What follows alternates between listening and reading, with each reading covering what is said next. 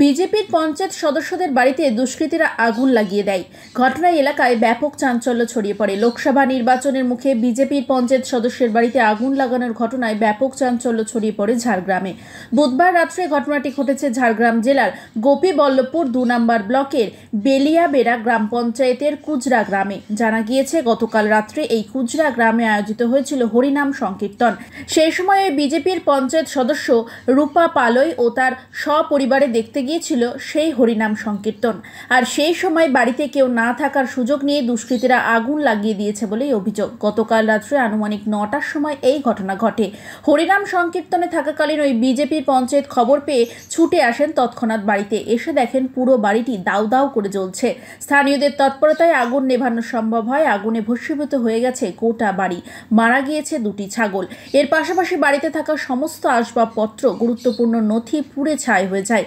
তবে কে এই ঘটনার সাথে জড়িত তার সঠিক তদন্ত চাইছে বিজেপির পঞ্চায়েত সদস্য সহ পরিবারের লোকজন। তৃণমূলের তরফে সঠিক তদন্তের মাধ্যমে কড়া শাস্তির দাবি জানানো হয়েছে।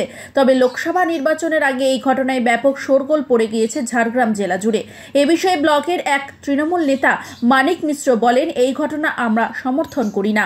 যারাই এই ঘটনা ঘটাক না কেন, এটা খুব খারাপ কাজ। প্রশাসন এর সঠিক তদন্ত করবে। কি হয়েছে ঘটনা? গতকাল রাতে আমি খবর পাই যে আমাদের এই কুজরা বুথের পঞ্চায়েত মেম্বার রূপালিদির বাড়িতে অগ্নিসংযোগের ঘটনা ঘটেছে। তো রাত্রে আমরা দূরে থাকি, আসা সম্ভব হয়নি। সকালে আমি দেখতে এসে দেখলাম গ্রামে হরিনাম চলছে, তার মাঝখানে এই মর্মান্তিক দৃশ্য। যে পশ্চিমবাংলার যে বর্তমান যে চিত্র আমরা দেখতে পাচ্ছি, প্রতিবারে ইলেকশন আসলে এরকম ঘটনা ঘটতেই থাকে। তার একটা চিত্র আমরা এখানেও দেখলাম যে হরিনামে সবাই যখন গ্রামের লোক ব্যস্ত, তার সুযোগ নিয়ে এনার বাড়িতে প্রাথমিকভাবে মনে হচ্ছে যে অগ্নির সংযোগ করা হয়েছে। কালকে তো আমাদের রান্না বান্না কিছুই হয়নি।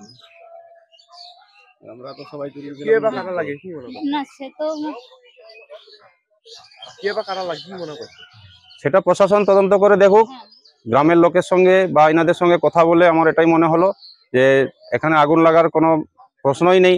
যখন গ্রামে হরিনাম চলছে, কারো বাড়িতে রান্না বান্নাও হয় না, তো সবাই এখানে অগ্নিসংযোগ কি করে হতে পারে? তো এটা ঘটানো হয়েছে ঘটনা। তো প্রশাসন সেটা তদন্ত করে দেখুক।